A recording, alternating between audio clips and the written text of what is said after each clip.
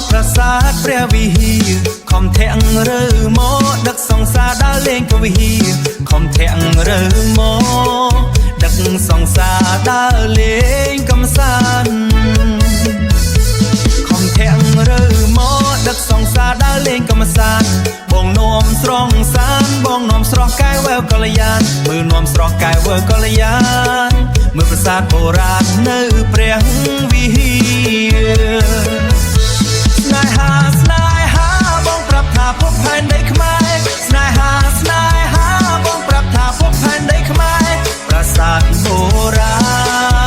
ណប្រាសាទបុរាណជាគេ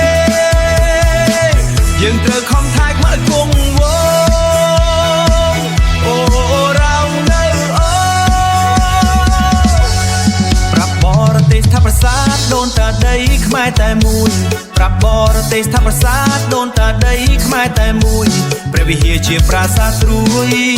ដូនតាលើកស្ទួយទុកធ្វើជាគេឃើញស្អាតផូផងអ្នកគុំមកចង់បំលំស្នេហាឃើញស្អាតផូផងអ្នកគុំមកចង់បំលំស្នេហាឃើញស្អាតផូផងអ្នកគុំមកចង់បំលំស្នេហាដីខ្មែរតាំងពីដូនតាដីខ្មែរតាំងពីដូនតាប្រាសាទសិលាស្នេហាខ្ញុំអើយបើមើលសប្បាយស្រស់ឆោមឆាយបងក៏មិនថាបើមើលសប្បាយស្រស់ឆោមឆាយបងក៏មិនខ្មែរស្នេហាស្នេហាភពផែនដីខ្មែរប្រាសាទបុរាណជាគេ